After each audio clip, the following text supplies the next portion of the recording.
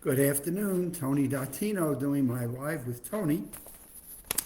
And today's topic comes from the April issue of the UCLA Healthy Years newsletter. One of my favorite topics, I say that with a bit of tongue in cheek, is this notion of senior moments and how people just so loosely use the term when they forget something, or they think they've misplaced their keys, or they've forgotten someone's name. And we talk about this as a senior moment, meaning you get to a certain age and your memory is just going to fade on you and you're going to just begin to lose it, which I guess at some point all of us do run into that point in time. But in different situations, things cause that to happen. So I've read enough about impacts that anesthesias have. If you go for surgery, you have a knee replacement, a hip replacement, stents put in, heart issues, the lack of oxygen or the impact that anesthesia has on our cognitive functions may cause you to have a memory lapse or have a challenge in terms of memory. And we just quickly dismiss those things and just think of ourselves as, oh my goodness, dementia, cognitive impairment, and Alzheimer's, it's now just a step away. And what I found interesting about this article is that at least tries to distinguish about what is normal, what is not, and what might we do to bolster our cognition and our memory. Since none of us want to lose our memories, which leads to us not being able to identify our loved ones or not being able to relate to our grandchildren or any family members or business associates. And so it's a scary thing for people.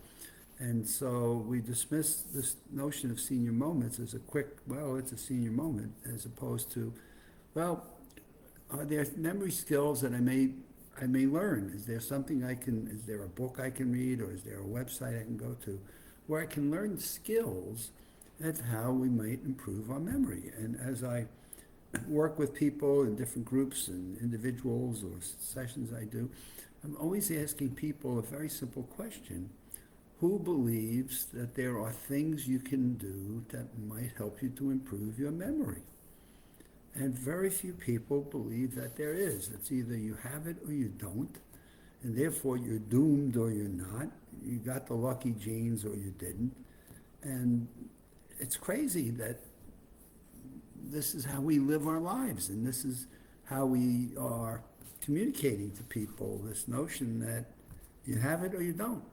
And therefore, how do we stop that? How do we put a time out on that and begin to get people to realize that there are some cognitive changes that are normal, but there are things that we can do about it. So here we go. Working memory tends to be less efficient as we age. This is the memory that temporarily holds information, such as a phone number. Now, here's a simple thing that I see all the time. You ask somebody for a phone number, and their mind immediately goes into, oh God, how am I going to remember 7 digits? Or assuming I have to even add an area code, how am I going to remember the 10 digits of a phone number? Well, in the USA Memory Championship for years, we gave people phone numbers, and we give them the area code with the 7-digit phone number. And it's amazing if you learn the skill of how does one remember numerical data or information. Boy, how well our mental athletes are able to recall phone numbers. And many of them, in terms of the skill and the practice that helps people to remember numerics. So here comes along, well, gee, working memory, as you go through it, your working memory is holding this information, which is different than long-term memory. So they're differentiating this, but in either case, even if you were thinking of taking a phone number and putting it into long-term memory, do you go through a process we define as memory rhythms, meaning if you want to convert information from this short-term, so I remember this phone number, into I want to remember it for the long term because I plan to stay engaged in conversation with this person, and I want to give their phone number a longer-term address for it. There are things then that we learn to do that is what we call follow the path of memory rhythms, which is when do you take this phone number and how do you focus and keep it in your short term, and then what do you do to transform it or transfer it into long term? And nobody's teaching these things, or there are very few people. I think our mental athletes that have competed in the USA Memory Championship are teaching these things because obviously they've demonstrated it to be a champion. And they'd be perfect people to teach it and say, hey, let me tell you, if I could do this, so can anybody that I teach. So changes in memory then become less efficient as we multitask. This is the second point they make. Okay, wait a minute. Multitasking, if I've read enough, is something that diverts focus of our attention no matter what our age.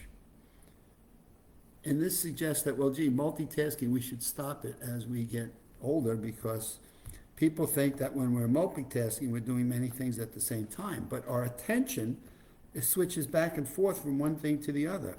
And this is divided, and it becomes more difficult to do as we age. And I submit to you, based on how fast and how divert your thinking is, your multitasking is hurting you at any age. And I see people lose their focus of an immediate moment of thinking of something they should remember, like remembering a person's name that they're being introduced to while they're talking on the phone, or they're trying to address somebody else with a response to a question they were asked. And that diversion or multitask that we think, well, gee, our brain can just keep doing this. No, it's a diversion of attention no matter what our age. Maybe it does get a little bit more challenging as we get older, especially if we haven't learned any memory systems or mnemonics or memory retention methods or follow a memory rhythm.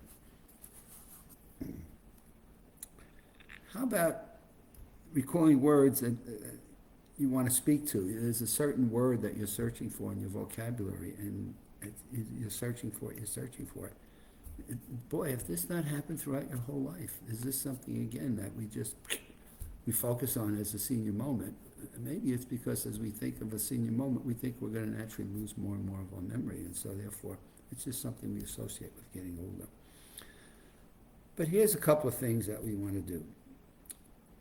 When you're in conversation with people, or you're reading something, right? You're reading a magazine or a book, or let's just take a magazine and there's something you've read in history you want to retain and recall. The first thing you got to do is make a decision. I want to retain this. I want to remember this because I'm going to be talking to somebody tomorrow or later today, and I want to be able to share this information with them. So what you want to be able to do then is say, okay, I'm going to focus as I read this now on what the key information is, and I may even write it down. Or in today's world of technology, I may even put it into my cell phone. And so the first thing you want to do is know that you want to retain it. Know that this is some information that I want to keep, and therefore I'm going to have to prioritize the skill of how I will retain it. And it just doesn't, as they say, it goes in one ear and out the other. It's the natural way our brains are going to flow and retain information if it's not important to us, and we don't take the steps to encode it. And so if we're not encoding it, it just kind of flies right through. Now, what we also learn is during our sleeping hours, we're also finding out that, my goodness, things are going on in terms of our memory, and it's toxins that we're clearing out of our brain that therefore help us to encode the things that we find that are important. And so we go through a pruning process during our sleep patterns. And how many of us stop and think, not only am I tired if I don't get a full night's sleep, but that it's also had an impact on my memory and what it's doing. So what are some of the things we can do about it? Well, we know more and more that regular exercise increases blood flow to the brain. The nutritional things that we eat. Now, when we say, let me go back to regular exercise, because I talk to people about this all the time. It doesn't mean you need to be a marathon runner. It doesn't mean you need to run, 4-minute miles. It means that you should be getting out at least 5 times a week and taking 15, 20-minute walks. And more research is suggesting those walks don't have to be at a rapid pace, but the fact is your body is moving. You're not sitting on a couch, you're not sitting on a sofa, you're not just sitting for 4 hours every night watching television, but that you're actively engaged in some form of body movement So walking has got to be one of the easiest things, and having a buddy or a friend to walk with is probably one of the most encouraging ways to make sure that you're in that practice. This suggests that you also obviously want to watch your foods. You want to watch foods that have fruits, vegetables, omega-3 fatty acids that benefit both your body and your brain. So omega-3 fatty acids become, and obviously we've talked about sleep.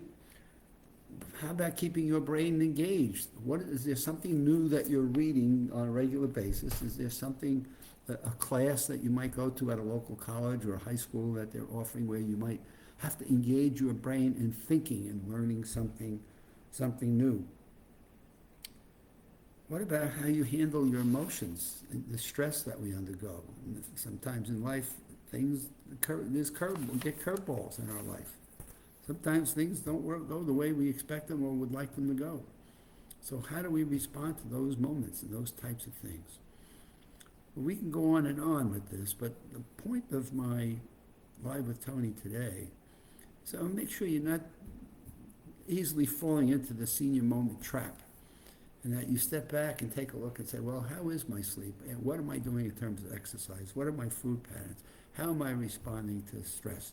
What are my social interactions that I'm engaged in? That keep me looking forward to the next day when I get to talk with someone or meet some people that I haven't seen for a while. And you put that together in accumulation, and there's the things you can start to do for your cognitive improvement, cognitive function, and then give yourself a chance to see, how does that work? Where does that lead you to? And what results can I get from engaging in a little bit of work and prioritizing my time to focus on memory and cognitive improvement? It's Monday. Another day goes by so quickly. We'll be back here on Wednesday, and we'll pick it up in another session on what can you do to make a difference in your mental functions.